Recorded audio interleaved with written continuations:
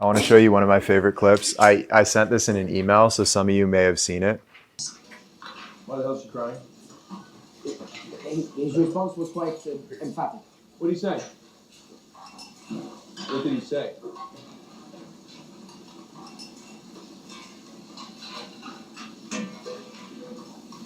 Tell us fast. Adam, let me handle this. Let me handle this, Adam. Adam.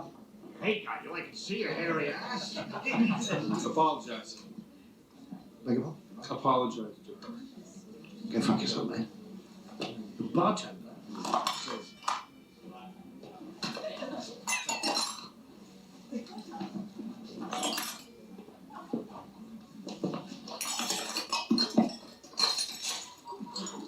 thanks for dining at the Lane.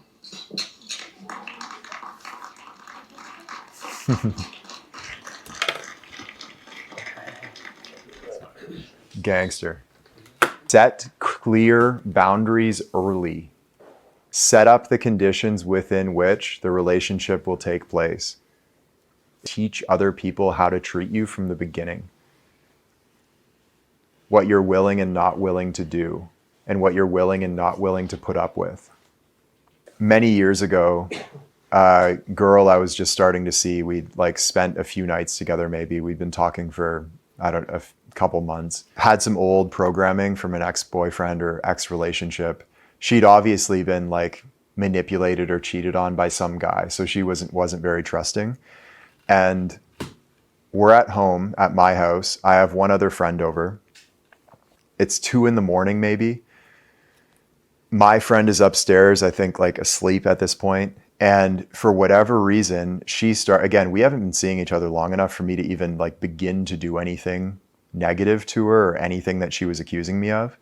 But she goes off about me, like, I don't even know, like accusing me of being with some other chick, and we're not even exclusively dating, and I wasn't even with some other chick. It was just so out of left field, of lying to her, of like talking shit about and she used the word snake at me. I was like, hold on. And at first I started to kind of justify myself. I was like, no, I didn't do that. Like defend myself. And then finally she used the word snake, and it kind of struck me. I'm only 22, 23. I don't know how to set boundaries with people. But in that moment I was like,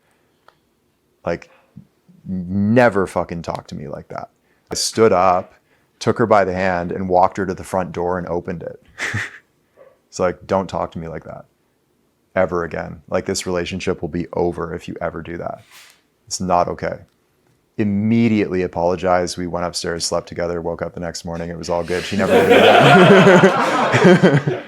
again. She never did it again. It never happened again. Because from the get, it was like, no. That is not how this relationship will go. A lot of guys would have, I imagine her ex-boyfriend had like defended himself and kind of tried to manipulate and got entangled in the mess. Instead, it was just like, cut it. Cut it. You can leave. And being willing to actually let that person leave. If this is the relationship you want to have, I don't want to have it. That kind of level. And it doesn't have to be so extreme as that. If that sounds extreme, it doesn't have to be that way, but just like, hey, I'm not cool with that. Those kind of boundaries are a kindness to the other person so that people know how to treat you. Something that irritates me personally is when people don't set clear boundaries. And so without knowing it, I'll be pressing into something that the other person's uncomfortable with. They're acting like they're comfortable. I'm not a mind reader. I'm like pressing into a boundary unintentionally, and they don't tell me for like months. And then I find out after, and it's like, what the fuck? Like, I didn't have to be doing that. We didn't have to be suffering in this way. Why didn't you tell me? It's a kindness to the other person to teach them how to treat you, because people want to treat you well. Typically, if they're the kind of people that you want to be around, they want to treat you well, so teach them.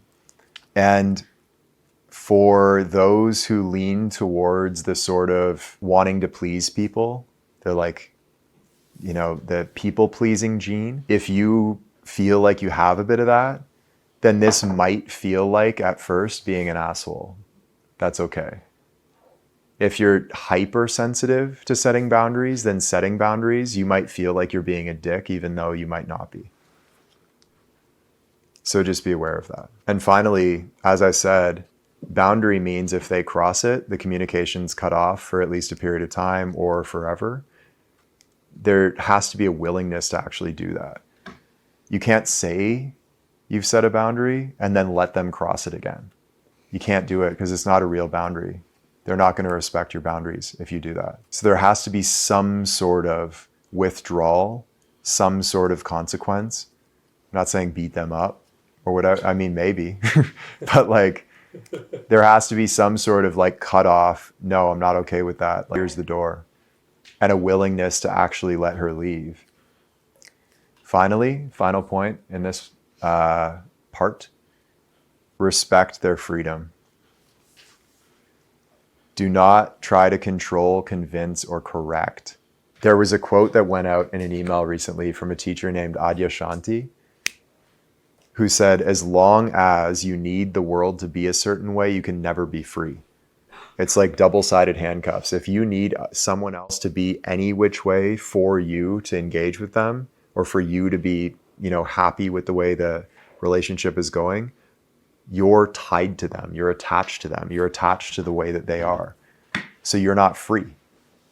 Once the world is free to be as it is, you're free. Double-sided handcuffs. We want to be around people who we feel like ourselves around, right? Like that's basically it. If you can make others feel like they're free to be themselves, they're going to want to be around you. And any desire to control, convince, to correct them implies that they are not as you want them to be and that they're not free to be themselves. So notice even the subtle ways that you're doing this and just allow people to be as they are. One way a teacher put this to me during a conversation about a situation I was going through, he was like, it's fine to tell people what you want. It's not fine to tell them what they should want. Does that make sense? So yes, speak from the perspective of your own needs, wants, feelings, but don't speak for the other person. Hey, it's Taylor. I hope you enjoyed today's clip. And if you did, here's where you can go deeper right now. So my favorite part of the work that I do here is a daily email newsletter that I write every morning on the topics of human development and human potential, life strategy, training the mind, productivity and life optimization, and generally speaking, the path to self-mastery. And so if you enjoy these talks, I know you're going to love the newsletter. And if you'd like to check it out, hit the link in the description or head over to taylorallen.me and you can sign up free of charge. I hope we see you there.